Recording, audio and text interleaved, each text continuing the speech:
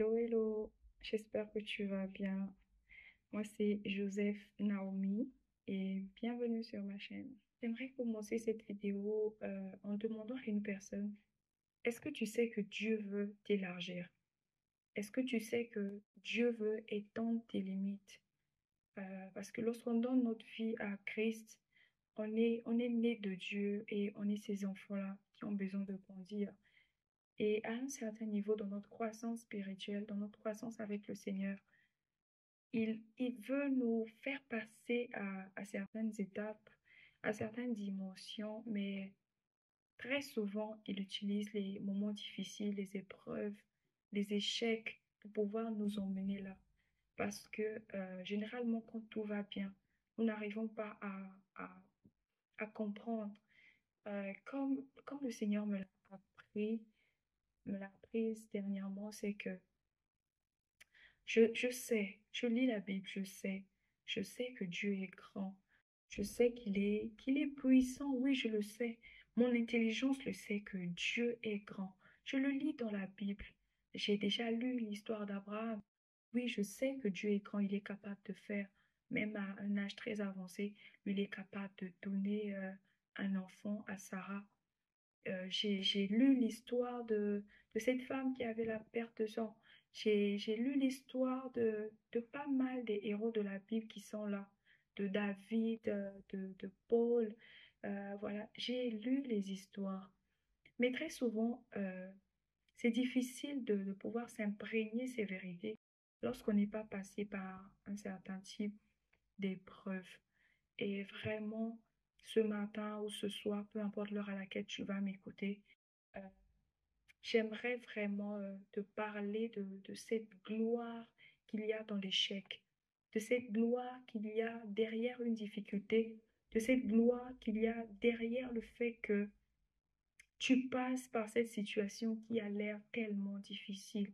Et je voulais partager avec toi euh, l'histoire de Job, parce qu'on réalise dans cette histoire que après toutes les souffrances par lesquelles Job est passé, tous les questionnements que Job a eus, la fin de l'histoire, donc la fin même du livre, en montre euh, un Job qui est devant Dieu et Dieu lui pose des questions existentielles, des questions liées à l'univers, à la création même de l'univers, au fonctionnement de l'univers.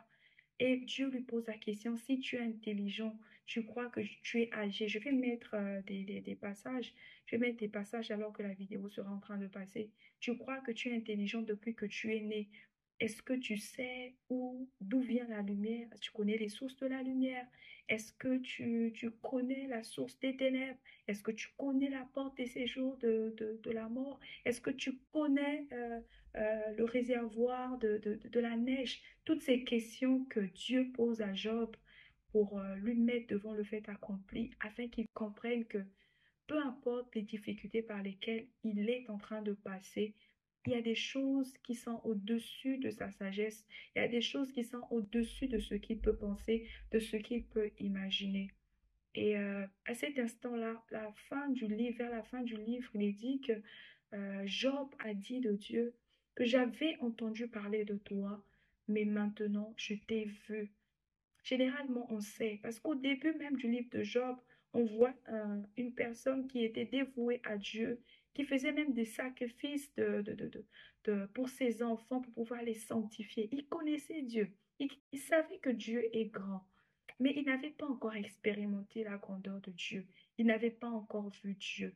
Et j'aimerais dire à quelqu'un qui est en train de passer par un échec ou des échecs qui se répètent, que derrière cela, en fait, il y a la possibilité et c'est une opportunité de Dieu de t'élargir, de pouvoir te montrer, en fait, qu'il y a une sagesse, qu'il y a une intelligence au-delà de tous les champs de possibilités que toi-même tu peux avoir dans ta tête.